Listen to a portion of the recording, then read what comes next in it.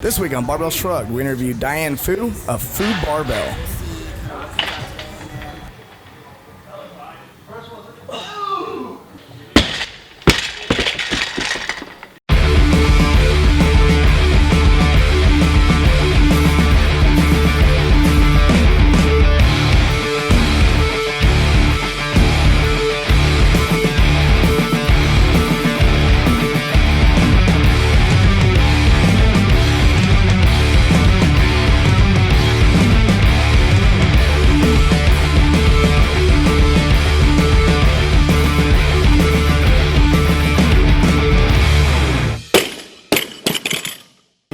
It's like the torch singing. You got to get up in there. You guys know what? No, I was like, now. Torch? That's the name of our band. Singing Torch? No, is that your band? Really? Is it? They do it. Torch does our intro music. Yeah. Welcome to Barbell Shrugged. Mike Bledsoe here with Chris Moore, Doug Larson. We're hanging out at San Francisco CrossFit. Hanging out with Diane Fu, weightlifting coach. Welcome, CrossFit as well. Hi. Yeah. Hello. Thank you for having me on the show. Thanks for joining us. Before we get started, I just want to remind you guys to head to barbellshrug.com and sign up for the newsletter. If you want to learn what you're probably doing wrong with your snatch, you can put your email there, and then we'll tell you. We're going to talk about that right now. But we're going to cover some of that today, most likely. Let's do it. Let's do it. I'm in. Diane's going to talk about her snatch, how to fix your snatch. That's all we're going to talk about. People's snatches. People snatching. So when Lots of snatches. when I wanted to learn more about you, I did a search and I found Fu Barbell. Yes. And found your bio here Yes. at San Francisco CrossFit as well. And so Fu Barbell, does that exist just inside of San Francisco CrossFit, or were you at one time separate? Or So Fu Barbell is a concept that came up maybe, last year sometime. Fu Barbell is an idea. It's also my barbell club. It does operate out of San Francisco CrossFit here as its own entity. So it's just think of it, if you wanted to join a club and you're in our area or association, you can look me up in the kind of the USAW registry and you'll find us and you can come live with us. Fu Barbell also happens to be this concept that I came up with last year where I was like, look, we have a very large population of athletes that are interested in weightlifting, but they're not just interested in weightlifting. They're interested in weightlifting because they want to become better strength athletes, better CrossFitters, better people in the world, right? That's right. And what I often found was speaking with a lot of the purist weightlifting coaches or just listening to what they have to say, a lot of them are like, look, if you want to weightlift or if you want to be a good weightlifter, you have to go in, you have to compete. You have to dedicate your life to the sport. And I'm like, well, there's a little disconnect there because I feel it ends up turning off a really large population of people that could potentially be interested and become involved. weightlifting coaches are not known for their ability to market. Yeah, it's because it's all or nothing. It's my way or no way, my way or the highway. Everything else sucks. Just do this. Yeah, exactly. And so I'm like, look, there has to be a bridge. There has to be a middle ground. We have to be a little more inclusive, and it doesn't have to be that serious. And so that's kind of how Fu Barbell came about. Is we love weightlifting. It is a lifestyle. There's a philosophy that we put behind it. But really, at the end of the day, we want to be better people. We want to be better athletes, and we just kind of want to have fun. That's one of the better club names I can think of. I fucking love that. Thank name. you. Fu Barbell. Well, Thank you. if I awesome. want to use my last name and then put Barbell next to it, it would fucking sound terrible. Like, get the Bledsoe fuck- Barbell. Stupid club name. The first time I saw it, before I really knew who you were, I thought it was Fu Barbell. And I was like, oh, that's kind of clever, I guess. if you don't like barbells. Fu Barbell. Fucked up beyond all There's that. just so many that. ways to Fu Bar. spin it. It Yeah. really is really perfect. I like that, I'm pretty proud. How did you get into weightlifting? And did you find CrossFit and then weightlifting, or how that Yeah. worked? She's gonna tell you. Yes, I will tell you it all. I can't keep my mouth shut. All right. I discovered weightlifting through CrossFit, and I discovered CrossFit through Adrian Bosman. So if you guys know Adrian, he's the head judge of HQ. Him and I have a long history. We actually started off together in the fitness industry before we even both knew what CrossFit was about. So he was my first introduction into CrossFit, and like every good CrossFitter, when I first got my first exposure to it, I was like, whatever this is, I'm in, I'm sold. So I feel like you felt it. I felt it. Can I tell the story? Is it okay if I tell the story of Go for it. Love how to this hear it. happened? Absolutely. All right, so it's gonna go on record. It's gonna be on podcast forever. So Adrian likes to tell this joke, or he likes to put out there, "Hey, Diane Fu was my first boss," right? And it's true because I've been in the fitness industry for a really long time. 99, I think, is when I started my career, and for a good 5 to 6 years of that length of time, I did something called fitness management. So I basically, Sounds sexy. Yeah, it is. It's really sexy. Not really. Not really at all. So I worked for major commercial health brands. I basically overran their fitness department. So if you went up to the front desk and you're like, "Hey, I want to potentially hire a trainer," I would come marching up with a name tag on that said fitness director. That was my role. So I was grand opening a club down in South San Francisco at the time, and I was recruiting a staff of trainers to groom and make big this department down in South City.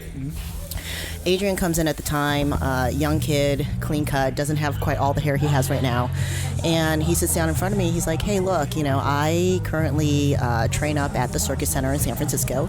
I work with a group of my friends, and they said I might be good at this and I should become a trainer. And so here I am." Interviewed him, guy's super intelligent, looks the part, well-spoken, and I was like, "You're in." So about a year goes by, I become friends with Adrian. And I see him one day in the corner kind of doing this thing up on the pull-up bar. It looks like he's having a seizure on the pull-up bar, right? So he seizes a little bit, jumps down, throws my dumbbells around a little bit, goes sprinting out the front door, comes back in, and he jumps back up with the pull bar, has another seizure, picks up the dumbbell, does his thing again, and I'm just like, "Dude, what is this kid doing?" So I go over there. I'm like, "What are you doing?" And I'm like, so he tells me, he's like, "Look, hey, I discovered this little website called CrossFit, and they post up this workout every day, and you do these movements, and it's a great workout." And I'm like, "Okay, whatever, let's try this." So I try it, and I do, some pull-ups. Not really. They weren't really pull-ups. They were on the Gravitron machine with some counterbalance weights. Man, I love the Gravitron. I love that machine. You remember those things? I do. I great for use fat them. people. And, not for me, of course. I've never had to use it. I use it every day of my childhood, my early days training. Yeah, they're pretty amazing. But I used it, did some dumbbell thrusters. About 20 minutes later, I'm laying on the floor in a puddle of my own sweat, dying. I think, how you can kind of taste blood sometimes in your throat? Oh, yeah. Yeah, so that was me, Every and I was like, morning for me. "This is awesome. Whatever this is, I'm all in." So that's kind of when I converted into CrossFit. Anyways, a year later down the line, I think every CrossFitter goes through this journey where, CrossFit just ends up really saturating them. There's so much to learn. You got to be like a gymnast. You got to be a power lifter. You got to be an Olympic weightlifter. You've got to be, good at, running. You got to Everything. figure out how to tie it together in some useful way. It's Right. overwhelming unless you have a coach that's a helping lot. you put it together. You're super saturated. You're learning all these skills, but I find about a year and a half into your journey, you suddenly realize you become a little more unsaturated. And you're like, "Hey, look, if I want to become better at this sport of CrossFit, I have to start getting better at these individual skills." Right. Right. A little bit of focus here and there. A little more focus, a little more planning, a little bit more concerted effort in different directions, right? And then pulling it back when you want to start generalizing again. Right. So was when I decided to kind of get into the venture of weightlifting, because we have in the Bay Area so many great weightlifting coaches. I found a place down in South San Francisco, basically down the street from the commercial club I was working at the time.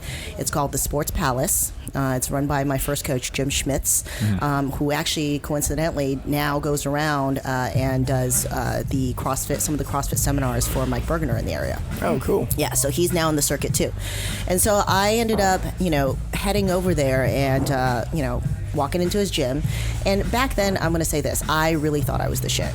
Am I allowed to say that on the podcast? Yeah, I can't believe you said that. You can say shit you how can say many whatever you fucking want. times you want. Oh, excellent. I was like, I really thought I was, something kind of special. Because when the pool's really small, you can tend to be a big fish pretty easily. Oh, yeah. And it goes with youth. Right. It goes with youth. Yeah, we know absolutely. about that. We live in Memphis, Tennessee. Yeah. It's a very small Pond's pond. pretty small. Yeah. So, I walk in. I am at this point at San Francisco CrossFit, the top CrossFitter or one of the top CrossFitting females at the time. Thinking my snatch don't stink. My clean and jerk's not too bad. Couldn't have worded that more perfectly. My clean and jerk's not so bad either. So I thought I was going to go in and just get some, technique cleanups, and I was going to really wow some people. Right. Basically, I walk into this gym, and not only do I not wow anybody, I have women that are basically half my size, clean and snatching doubles what I can clean and jerk. And so Calibration. It's humbling. It's really humbling, really fast. And what ended up happening is I spent some time there. I wasn't really quite improving at the rate that I wanted to. And my Jim, being the good coach that he is, he's like, look, if you really want to get good at the sport, A, your time is limited. And B, and this is a trick, guys, he's like, look, when you're strong enough, when you're skilled enough, when you feel like you've done enough, you can always go back to CrossFit. And I was like, all right, that makes sense. Yeah. Give it like 6 months, and I'll go back to CrossFit. It's been like 6-7 years almost. Fell in love. Yeah, when you the first time you get that perfect snatch, there's no perfect snatch, right? The first time when you really feel what it's supposed to feel like. That's what they say. Yeah. No such thing as 10. I went all in and I haven't gotten back out. It's it fulfills everything that I need in terms of entertainment, enjoyment, like meditation, like fitness, everything. It's complete zen. I feel like in the CrossFit world, it happens with weightlifting only. Nobody does CrossFit and then gets into powerlifting. They're like, I'm not going back. They don't get into gymnastics. I'm not going back. It happens. They go into weightlifting and they go, I'm just going to be a weightlifter. That's true. I know. Way more than any other. That's a really good point. I never kind of put the two and two together, but it's true. People will get into weightlifting and stay in weightlifting. But you know what? I do love CrossFit. I think CrossFit is the perfect strength and conditioning model for the majority of athletes when it comes to creating a foundation, when it comes to preparing general fitness. Like it is, I don't think there's anything better than CrossFit. And I might just be super biased about it, but anytime I've personally ever done CrossFit, I get so mad. Oh, yeah? You get mad when you do CrossFit? Not what I expect you to say. Yeah, really. I know. It's I thought you were going to say, I guess in such good shape. And then Well, you're you get in pissed. such great shape, but for some reason, my hormonal response of CrossFit exercise is I'm actually once I'm done, I get really I'm like, oh, Too I'm much just so mad. testosterone. That must be it, right? That really must be it. But then once that anger goes away, then I'm just like, oh, you're all euphoric. It's the quickest way to your runner's high, and everyone feels good and wants the powwow. So there's somehow between that euphoric feeling and the part where you start, where I go through this transition period of ooh, it makes me so mad, but I don't get that with weightlifting. Weightlifting is just like a nice even balance. There's more the entire craft time. and art to it. It's not just ego and showing everybody else how fucking strong you are. It's continual refinement and quiet and solitude. It's different than other kinds of lifting. Do you do any? Well, speaking of CrossFit being a good foundation, I found a couple years ago that doing ring handstand push-ups made my jerk go up. Considerably. It was I was doing Turkish get-ups and things that weightlifters don't typically do. I mean, if you have an injured shoulder, you might end up doing with Turkish get-ups as a weightlifter, but no weightlifter's getting upside down in their training, unless they're Klokov. The Chinese are. Yeah, the Chinese are. You're right. You look at the best, and they are doing handstand push-ups. They're doing maybe handstands. Even in the rings. They do handstand holds. They'll body build once a week. Yeah. And at the end of the week, they'll sit there and they'll just you'll just see them kind of holding a handstand for 2, 3, 4 minutes at a time. Which just So if you're adding that into my repertoire too. He did. He added. I fucking did a handstand for the first time today. Oh, did you really? I Congratulations. never had my ass above my head today. It was a fucking handstand. Carl talked him into it. He said he'd never even done it in the bedroom before. I was shocked. Yeah. But I'm versatile in all aspects. Wink, wink. But that was fucking exhilarating. I can see how this helps your press. I've never seen. It I've helps with seen the lockout Chris tremendously. I've seen Chris that happy only a few times, and I've known him for 7 years now or something like that. I'm alive finally. Yeah. Now I am. You're a complete He made man. a big step. I think if you're a weightlifter and you can't get into a handstand comfortably or handstand push-up, There's a problem. Yeah, I had one of my weightlifters. He had a lot of core stability issues, and I had him just do handstand holds for a little bit, and he walked in the gym next day and was wrecked.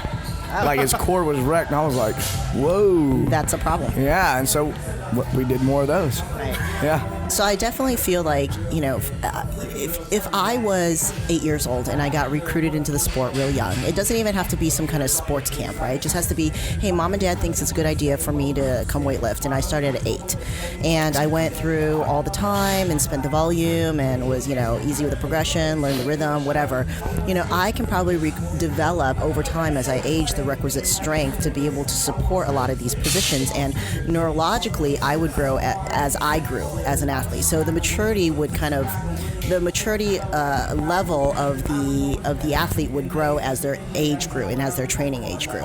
So the problem I see with a lot of the adults coming into the sport is their training age is very young. We're like 8-year-olds. Like I am no better than maybe, a 10, 11-year-old, training right now. And people think I'm pretty good. And I'm always like, thanks for thinking I'm pretty good, but I'm just okay. And that's really the truth of it. If we want to really get down to the truth of it all. Mm-hmm. So, as adults, we need a lot more stuff that we're not getting because we didn't start out so young. So having a day of maybe just bodybuilding at the end of the week where you do extra accessory work like handstand push-ups. Oh my God, some dumbbell rows. It's not like it's fucking. People are like, oh, I can't do that. That's I did see honorable. A few minutes ago, maybe a half hour ago, I saw a guy doing barbell curls over here. Yes, I was like, man, you do not see that very often. No, it's great for shoulder tendonitis and stuff like that. Well, bicep curls are great if you got kind of junky elbows. It just pumps blood to the area, right? So we do bicep curls, we'll do dips, we'll do we do all sorts of work here that maybe gets poo-pooed around the area, but look, it works because we're adults and we need some extra stuff. I actually did have an elbow extension issue at one point, and I did some barbell. I finally figured out to do barbell curls somehow. Yeah. This was back in college. This was before I was such a genius. And here we go. And it did fix it. Yeah, it does. And the thing is, there's nothing wrong, and it only helps. It's not that the thing is wrong. It's just that you use it in the right proportion. You don't have to make it everything you do. It's just a little dash of it. It's like salt on top of the omelet. Yeah. Fuck, it gives a little flavor. That's what I say is everything, if used properly or if used intentionally or with purpose, is a tool, right? There's no good movement, bad movement. I put a lot of stuff out there. Little plug for myself, Fu Barbell, Diane Fu on Instagram. I put a lot of information out. You do a great job on there, by the way. Thank you. I work really hard at it. But I'll put information out, and I will get private messages sometimes from seasoned coaches in our community. I won't put any names out there, but they'll be like, Diane, you can't teach that. I'm like, why not? And they're like, well, because it's going to teach an athlete to do, such and such and such and such. Like, it'll form some bad movement habits, right? And of course, there's other. If it's not specific to the snatch, you can't do it. You can't do it. Or other coach would be like, yeah, great job. That's such a great exercise on the very same movement, right? Right. Yeah. So you found a point of contention, like who's right here? Yeah, but then that's the thing is there is no right or wrong. There's to say that there's bad movement unless it's intentionally hurtful or harmful or potentially harmful in terms of injury. There's no right or wrong. There's just a tool, right? And everything, if used properly, can fix anybody. And that's really the point of it all, and that's kind of where Fu Barbell comes in, and we're trying not to be dogmatic, and we're trying to take a look at everything. You'll see that if I stand in a group of athletes weightlifting, I won't go correct anyone, at least not for a while. I'll just sit there and I like to observe. I like to see what everyone's doing. And my line of thought is, like, if you're doing something that's different than what I want to see in my mind based on my framework, I'm not going to go over there and be like, hey, look, you got to do this because, this is not right. I want to watch you move. A, I want to see if it's a habit of yours, if it was just a one-time occurrence. And then B, more likely, I want to be like, why is he doing that? Is there a reason why he's doing that? And if there's a reason why, chances are, because of my experience in the sport, I can be able to flesh that out based on what you're expressing in terms of movement. Oh, he's doing that because, maybe his legs are a little bit weak, so he's trying to recruit a little bit more of his back. Or, maybe he's doing this because, this is his conception of what the power position actually looks like. And if it works for you and it looks efficient and it looks fluid, then I don't say anything. But if the movement looks a little punchy, or it looks a little inefficient, or if something looks a little off where you're not racking it well and right, then I'll come over and we'll start a conversation. And that's typically my approach. I've been in some gyms where I'm warming up, I'm at 50% of my 1RM. Somebody wants to come fix you, and then someone comes over to fix me, and I jump back. I jump backwards 4 inches. Right. But it's 50% of my 1RM max. Right. And so. Yeah, that's what I do when I warm up sometimes. Right. It's not intentional. No, I'm usually very nice. I accept it and I go, oh, okay, cool. Say thank you. And then hey, cool, man. 50 kilos later, they go, oh, okay. Yeah. Actually, probably one of my biggest pet peeves in the coaching world is when people overcoach. Every single rep you do, you get 6 pieces of feedback, and then after the next rep, you get 6 more pieces of feedback, and it's too overwhelming. Like, it sounds like you have a very simplified approach to it, where you're not over there just hounding them on every single rep about everything they're doing wrong. You can talk to some of my lifters in my club. If you're a new lifter coming into my club, chances are I won't talk to you for the first month. They think I don't like them. It's not that severe, but really, it's more like I just want to let them do their thing. You know, beginners, once they get the framework, they need to have the framework, right? You lay that foundation with them. They understand, hey, what the first pull is, second pull is, you know, whatever. How to catch, how to be upright, you know, what the shoulder, you know. Once they've got that basic foundation, you just got to let them move. And it's not going to look perfect. And that's the truth of the matter. It's not going to look perfect. They got to learn to feel it for themselves, right? I mean, yes. The words only go so far. Like, and the thing is it's as a coach, it's super intuitive. If you just trust. Our sound's going crazy here. Way crazy. Yeah. Take a break. Let's go ahead and take a break real quick. When we come back, we'll talk about intuitive lifting and how old Diane actually is. Top secret. Wise beyond her years.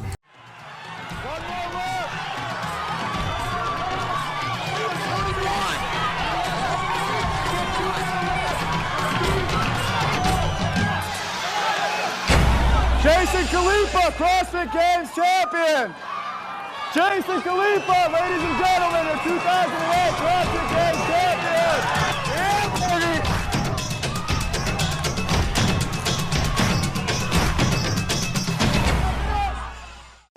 Welcome back to Technique Quad.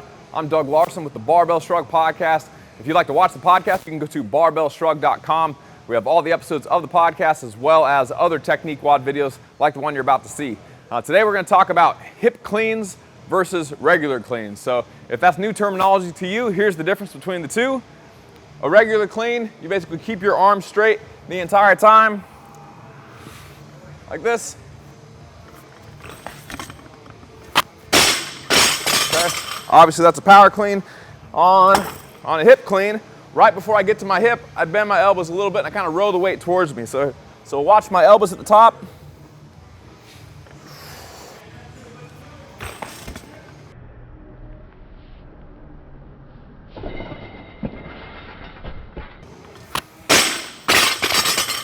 So again, if you were watching my elbows on the regular clean, my elbows look like this. I pushed my knees back, my hips came forward, my elbows were straight. I jumped, shrugged, and I caught the weight on my shoulders. With the hip clean, it was a little different. I stood, and then once I got to here, I bent my elbows and I rode the weight into me, and I pulled the weight all the way into the crease of my hip, and then I finished with the weight on my shoulders just like I normally would. So the difference there is that one movement, I'm keeping my elbows all the way locked straight until the last possible second. With the hip clean, I'm intentionally bending my elbows at the top of the movement and I'm rowing the weight into me to give myself some better leverage. There's pros and cons with that. If you're a person like me, I have bad weightlifting leverage, which basically means I have very long limbs and a short torso. So for me, if you watch me do a regular clean, I stand and then I hit about right here.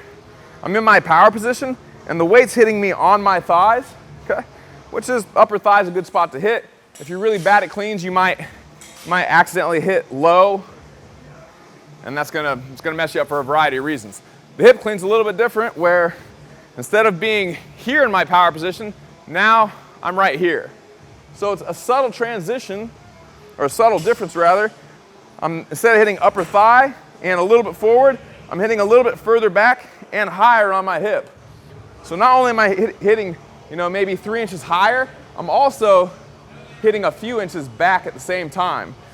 So again, the lower on my thigh I hit, the more forward the weight's gonna be. Right now the weight's out here, higher up it moves back, higher up into my hip, it moves back even more. That's oftentimes why a lot of people that hit right above their knee and they hit down here, for a bunch of reasons, they end up missing the weight forward because the weight is kind of disconnecting from their body already so far in front of them. The hip clean is nice because it pulls the weight all the way into your hip.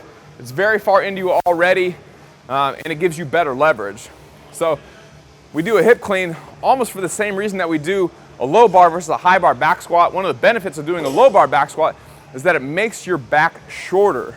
If your back is shorter, that means mechanically your lever arm is shorter, which makes the weight feel lighter. So the closer the center of mass of the bar is to the center of mass of me, okay, right now, center of mass of me is about right here. It's a few inches in front. If I go down and I hit lower, it's a few more inches in front. It makes that lever arm longer, and so mechanically I'm at a disadvantage by having the bar be further forward.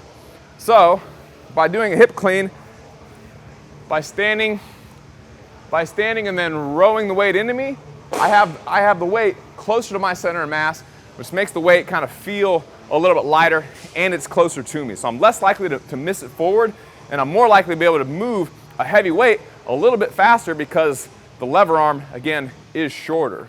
Why would it be a bad idea potentially? For me, one of the things that was hard to adjust to when I was doing a hip clean at first was the fact that because my elbows were bent, shoulders were back, in the weightlifting community they say when the arm bends the power ends, and that's true. Usually people are referring to when you bend your arms off the floor, right? You wouldn't do a deadlift like this and then just stand up. So that's true to an extent. When you bend your arms, you do lose some power, but you're increasing your mechanical advantage by having the weight closer to you. You're losing a little bit of power by having a bent elbow, because when I go to jump, I'm gonna have to be as strong as with a bent elbow as I would with a straight elbow, which is never gonna happen. And it also kind of decreases that plyometric effect you get with your traps when you go to jump. When you stretch your traps here, it almost slings you under the weight. The same way when you go to jump, you go down a little bit and that helps you get momentum to go up. Same thing with your traps. You go down, it gets stretched, and then it'll pop back up. That's called a stretch shortening cycle. Some muscles are involuntary and they can only contract after they get a little stretch at first. That's why when you go to jump, again, you go like that, you do a little jump, you get a stretch in your calves, and then you can jump higher. You don't just jump. So having that stretch shortening cycle out of your calves, or excuse me, out of your traps when you do a regular clean, and I go like this and my arm's straight and this is all stretched down, when I go to jump, it'll sling me under the weight. When I do a hip clean, you don't get that. So sometimes with a hip clean, it's harder to get under the weight quite as quickly because you're broken on your upper body. This bent elbow is kind of disconnecting that chain. Everything's not tight anymore, and so it doesn't help you sling under the weight quite as fast. So again, the benefit is that you have better leverage. Kind of the downside is that you lose that stretch shortening cycle, that plyometric effect that you get out of your traps and your straight arm, and you don't get under the weight quite as fast. So you gotta play with it and see what you like. If you're a person that has longer limbs and you hit really, really low, then, excuse me, a hip clean might be a great option for you because it's gonna help you have the weight higher, which means it's going to be further into you and you're gonna lose the weight forward less often. So it's a whole lot of talking and not very many demonstrations. So here again is what a hip clean looks like.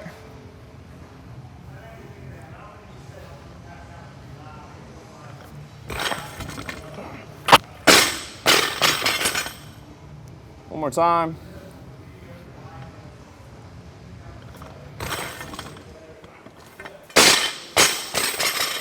So that's the gist of it.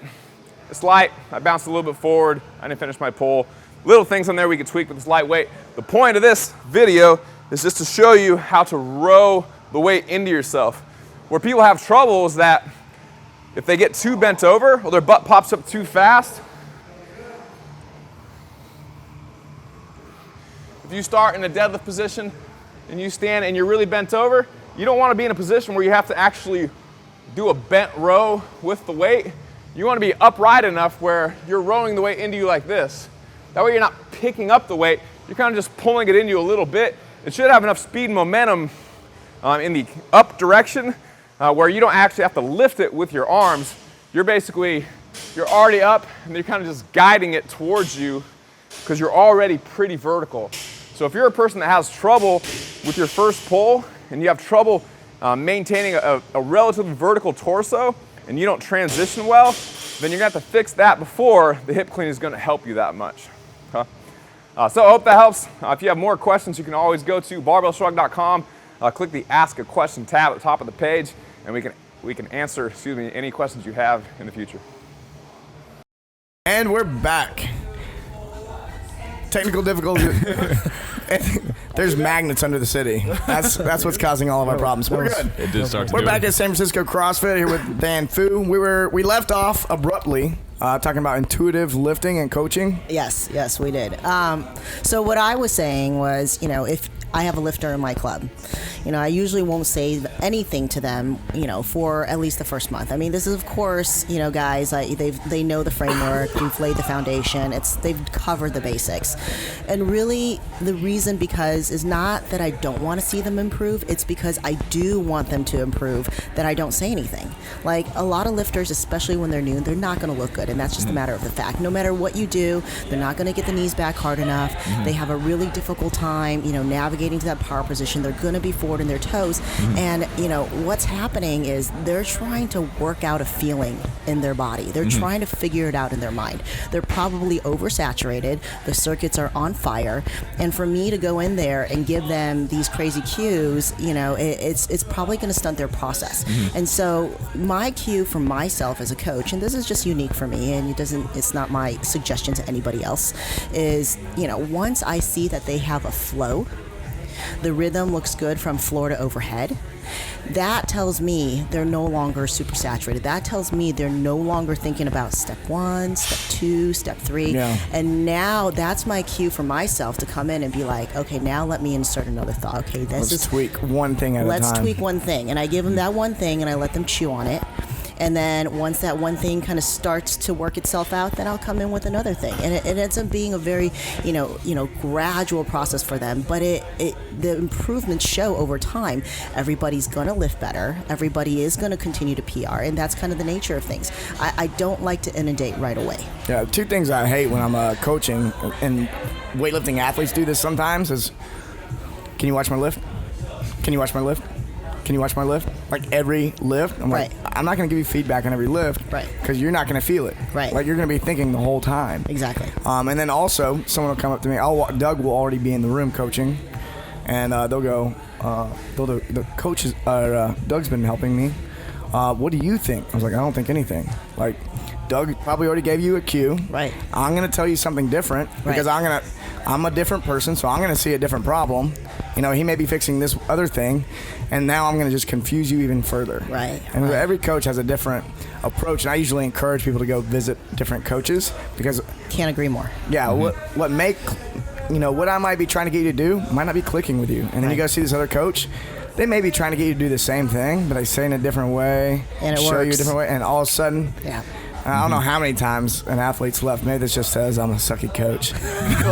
They leave, they go to another gym, they're like, oh my God, I know you were trying to make me do this, Mike, but for some reason this other coach was able to. Or the other side of it is they go, you never said that to me before. You're like, I tell you that all the time. And they're like, no, I don't think so. Well, you were mean about it. That's right. Yeah, I'm not known for my niceness, that's for sure.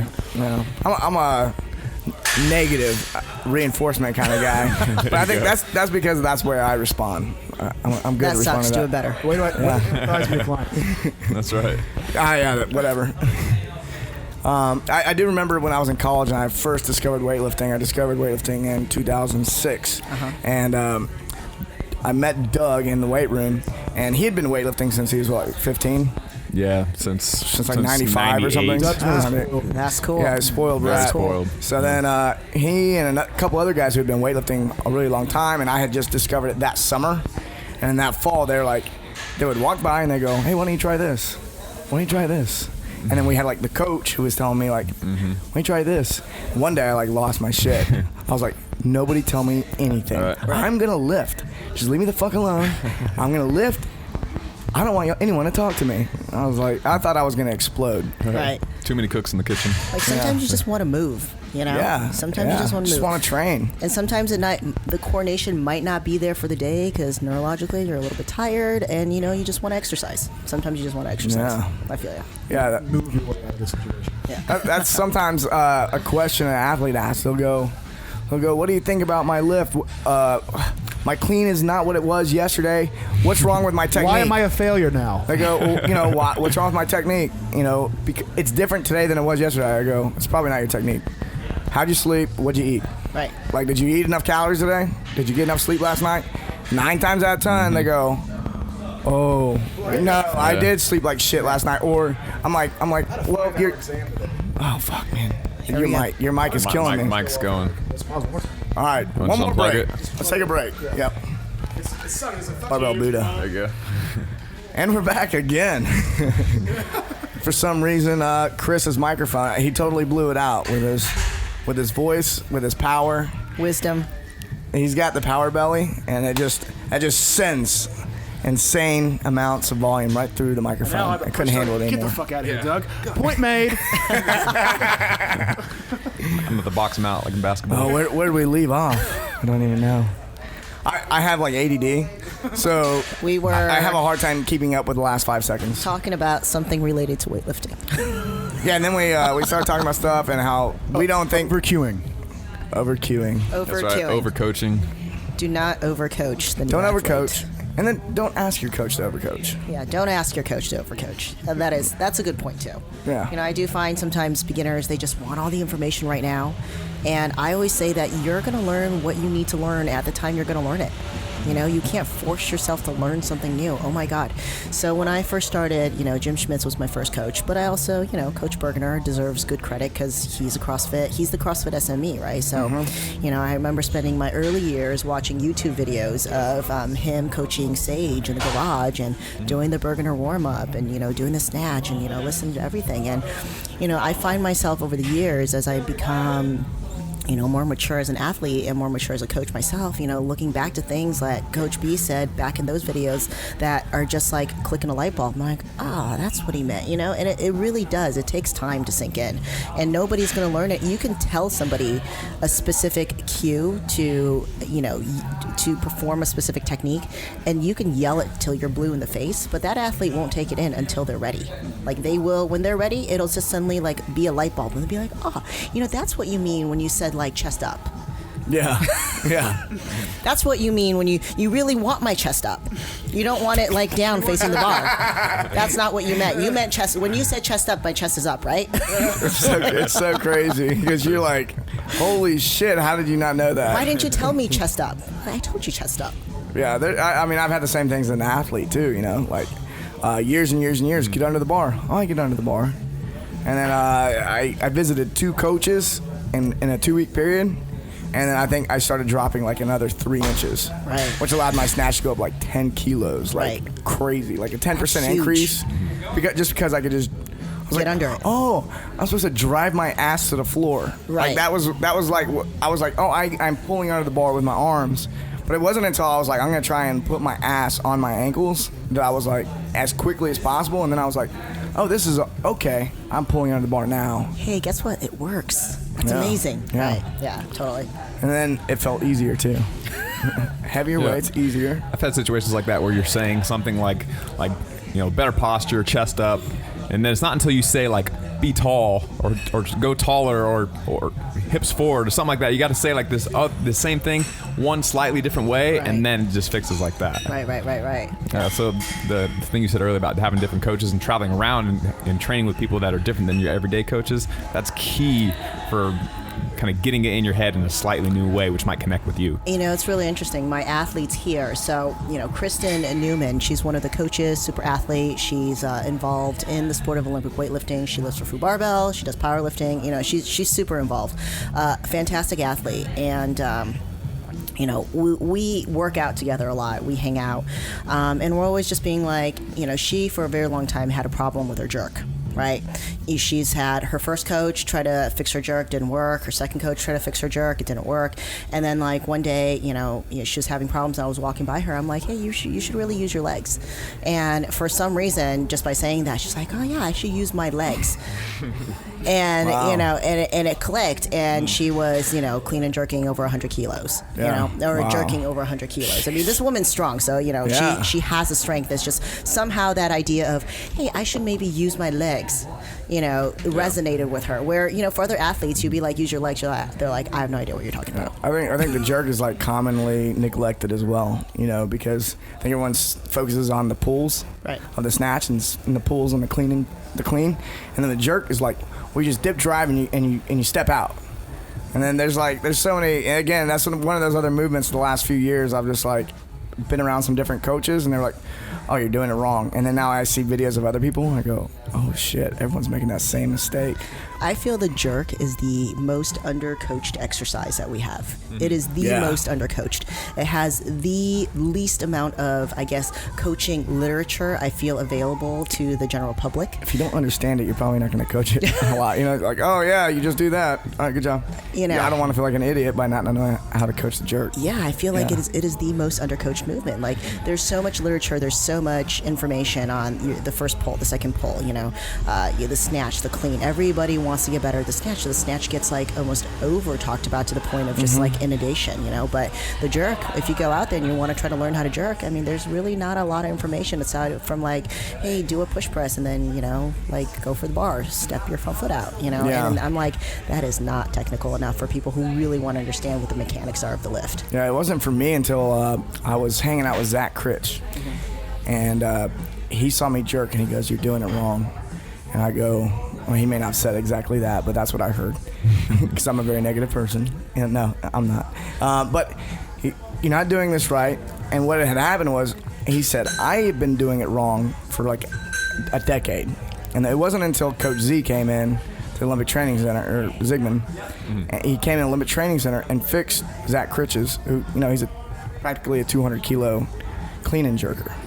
And then he fixed his jerk and he goes, oh. And so he shows up to our facility months after he started working with Coach Zygmunt. And then he showed me this. And then I started putting it together. And it was one of those things where I thought that my jerk technique was perfect. That's a great teaser. You're going to have to teach me what you're doing later. Yeah, we'll get on the platform and I'll show you what he showed me. And I think his explanation was really maybe too in depth. And there was just like a few things that I changed. But what's funny is I see people doing it all the time in competitions now. I go, oh man, I think I learned a secret. So who knows? I've been passing it on, and like even people who I help. Can you articulate what this is that he had you do?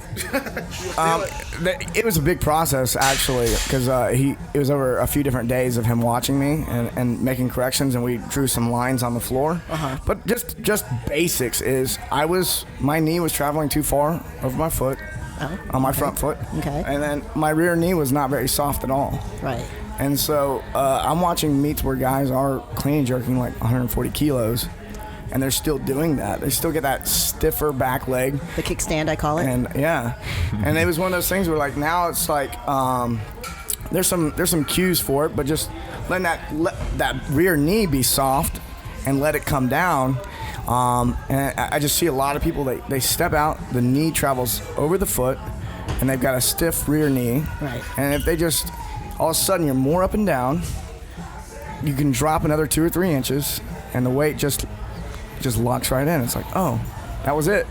But I feel like it's kind of hard to just make a video about, or there's a lot of going back and forth between the athlete and the coach, I think, with that. Well, I feel with the jerk, and I'm just going to put this out there so it's on the podcast, is, people have this, it's not a misconception. I mean, because, again, there's no bad way to move, right? There's efficient, there's less efficient, and then there's what's right for the individual.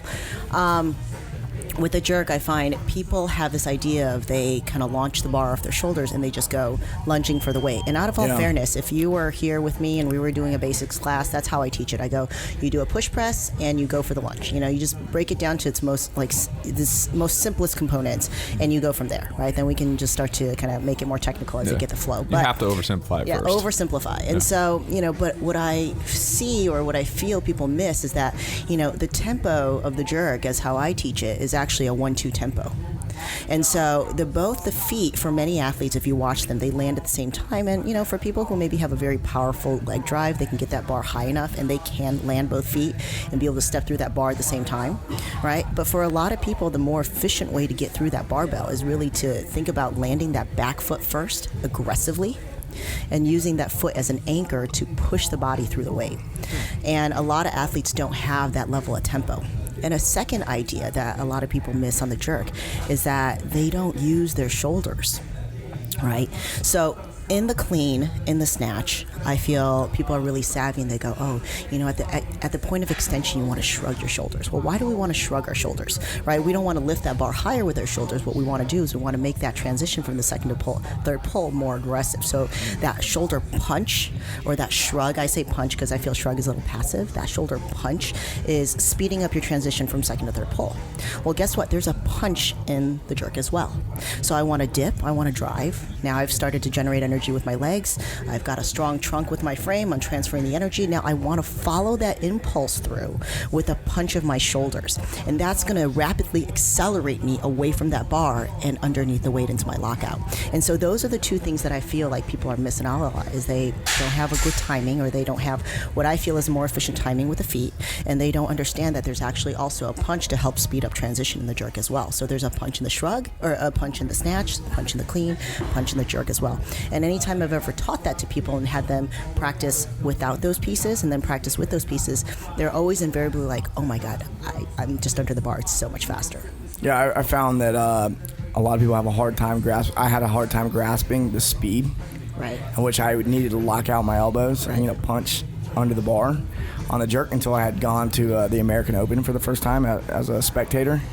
And I went and saw national caliber weightlifters jerk. I go, oh, the coach has been telling me to move faster, but I didn't know it was supposed to be that fast. Right, people it was don't like understand. A whole new thing, yeah. They don't understand the mechanics for the speed of the jerk. And the jerk is the most violent lift of the three lifts. You have to be the fastest, because if you're not quick, you're not getting under the bar. That's just period. Definitely. Right? Yeah. The two most novel things that I heard out of this whole podcast was the thing that you just said about having your back leg push you through the weight, or push yourself under the weight. Absolutely. Like I've never said it like that at all, but I actually am excited to kind of take that back and try it with our lifters to see how that connects with them. Yeah, it's a 1-2 tempo. If they're not used to moving the feet like that, it's a little weird. And so that's when I introduced the idea of hiding the volume. Like you got to be waiting for your elevator and practicing your footwork. You got to be in the lunch line practicing it. But yeah, it's kind of a weird tempo at first, but once you get it, you can literally see the athlete's entire frame move through and lock out under the bar. And so when you're underneath 100 kilos and you're trying to go, how am I going to get this thing from the front of my body to the back of my body? Well, that's your answer. Yeah, I think that's not something that people realize in a lot of cases, that you are getting it from the front of your body to the back of your body, going from the front of your shoulders basically to over your scapula, because if your arm's vertical and it connects to your scapula, then it's moving from here to here. It's going, either you're going forward or it's going backward, or a combination of the two somehow. Exactly, yes. All right. The other thing that I thought was very novel and was interesting that you actually kind of put a tangible twist on it was knowing when the athlete was kind of out of the analysis paralysis phase, and they have the smooth pull where they're not overthinking it anymore, and that's when you can come in and give them another cue and then something to think about, because you know that they're not overwhelmed anymore. Right. I definitely feel that, flow, I'm always about flow. Flow is a big thing. I coach my athletes. I really want my athletes to end up being independent. I don't want to necessarily be your coach forever. That is never my goal, right? I don't want to be your coach forever, Mike. Just kidding. You can be. Just for the afternoon. No. For today, you can be. Yeah. No, I don't want to be their coach forever. I want them to be able to develop, independency, to be able to sit there and be like, hey, what are my issues that I have to solve? I want them to get in tune with the lift, so they're not always counting on that external feedback. As lifters, we really need to be. It has to be a combination of, we need to feel what's going on, along with, there's a benefit to having an external set of eyes, right? And so if my lifters can develop this independent feel of hey, I know what's going on in the middle versus I just pulled and blacked out, then now they can start to solve the problems, or I can start to solve problems with them, and together we can be more efficient. Doesn't everybody black out when they lift? Yeah, a lot of people do. You'd be surprised. Yeah. Only when you're standing there with a 1RM on your shoulders do you black out and fall straight back. Right. They'll pull the bar. I'll be like, dude, what happened? They're like, I have no idea. I blacked out. Yeah, it happens. That happens to me on heavy front squats on occasion. Right when I come up and I'm going to go through my sticking point, it's if I can make it through it without getting lightheaded and passing out, then I can get the 1RM. But if not, then I have to drop it before I can pass out. So you're talking about a different blackout. Right. You're talking about you checked out mentally instead of not lack of blood flow. They haven't entered the level yet where they can matrix their lift. How's that? Whoa. Ooh, you like that? Training philosophy. Well, cool. I'll actually want to train, so let's wrap this up. Let's do it. Dude, do you have anything you want to plug or any sponsors you want to thank or no, you know any what? projects you're working on right now you want to mention? Oh yeah. So yes. So Damn, it took a long time to get there. Well, I do want to say, Fu Barbell, myself, we're working on some pretty cool projects coming up in 2014. One of them is this idea. We are going to be coming out with a book. I can't be putting out too much detail on it, but it's a very novel concept. It's something that has not been done on the market before, and it's part it's part educational, it's part entertainment, and a lot of it is really just I want people to appreciate the sport for what it is. It doesn't have to be more. It could be whatever it is for you, and I'm really excited about it, and we will be looking for people to support it in 2014, so when you see it out there, maybe take a peek, and if you like it, jump on train with us. It will come back out and podcast again. Let's do it. There you go. Promote it all the way. Let's do it. There you go. And if you want more information from you, you have your Instagram, you have a website. Yeah, so Instagram, you can find me on Diane Fu. That's just my name. On Facebook, you can follow me at Fu Barbell. I do have a personal page. I'm a little maxed out on friends. Don't worry, I don't post anything interesting on there outside of where I ate and my pictures of my bulldog. So Fu Barbell on Facebook or Diane Fu on Instagram. Excellent. All right, guys. Very cool. Thanks for coming on the show. Thank you, guys. Guys, that was a lot of fun. Thank you. Thank you so much.